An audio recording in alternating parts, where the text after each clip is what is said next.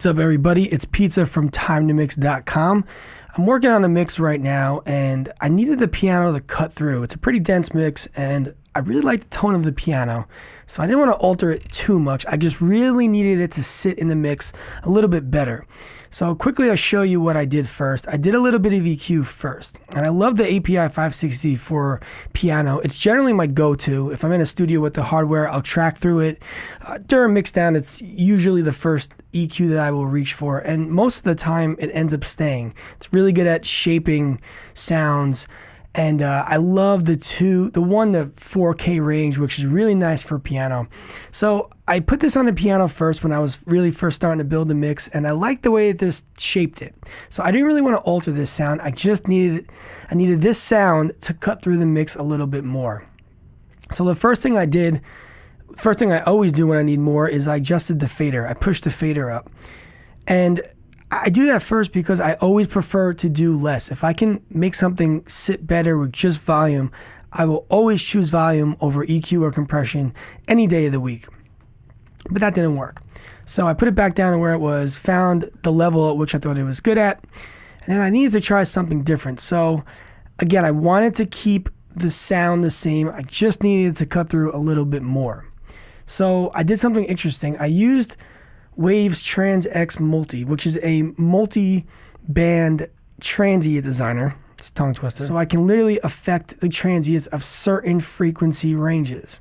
So the great thing about a piano is, if you didn't know, a piano is actually a percussion instrument. It's got hammers that hit strings and makes them resonate. It's a percussion instrument. So when it comes to transient designers, this is something I'll do in this case a lot with piano. It works really well with piano.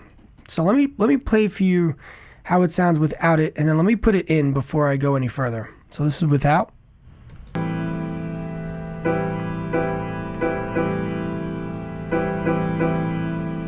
And this is in.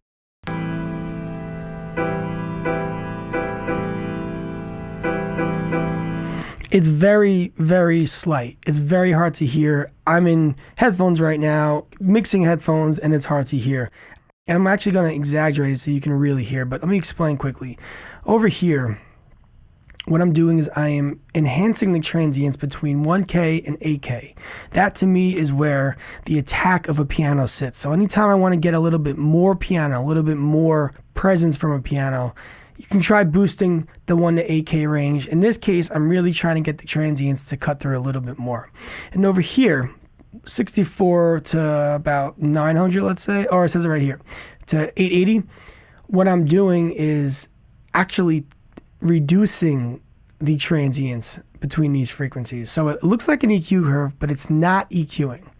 And if I exaggerate,